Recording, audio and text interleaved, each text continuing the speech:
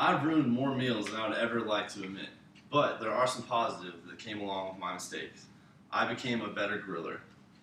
I grew up around grilling. My father and grandfather would grill out on holidays, birthdays, during the summer, and things like that. So naturally, when I got to college, I wanted to learn how to grill as well. I found that it can be a relatively cheap and easy way to make good food, and I would like to share my experiences and mistakes with you today. First off, some basic knowledge. You have to know how to operate the grill you're using. Grills come in different shapes, sizes, things like that. But the main thing you need to look for, whether it's a propane grill, a charcoal grill, or a wood-burning grill, this will be your main identifier in how you carry out the rest of the day or night or whenever you happen to be grilling.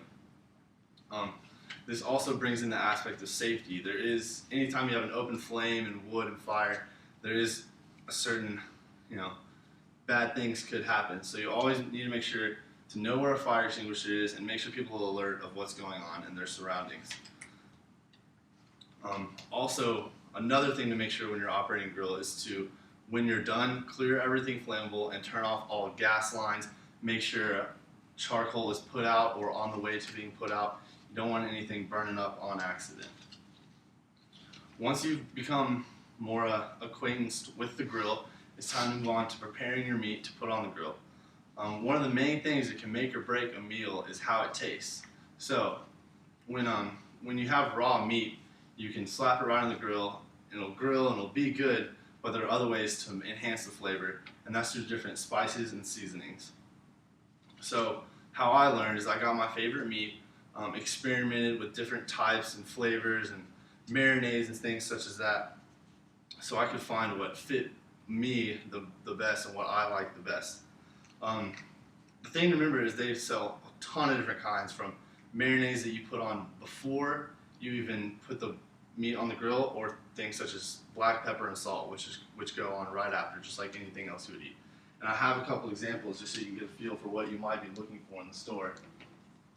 This is one kind of seasoning. It's just called the seasonal. It's good for anything, any kind of meat. Just adds a little kick, a little bit of spice, not too much, but it's definitely worth trying. And then they also sell more specific seasonings, such as this Cajun seasoning. Now this is really good on chicken, and I highly recommend it to anybody who's a beginner and wants to learn how to grill chicken well. Now once you've got your meat all seasoned up and you're ready to throw it on, I think the most important thing about grilling is making sure you do not overcook or undercook your meat. This can ruin the meal in a way that it won't taste as good as it should, and it can also make you sick if you happen to undercook the meat. Now, what I would recommend doing is researching a little bit the kind of meat you're going to use, and then how long you need to grill it. Usually it's 8 to 10 minutes total, so that would be 4 on one side, then you flip it halfway through and go 4 to 5 on that side as well.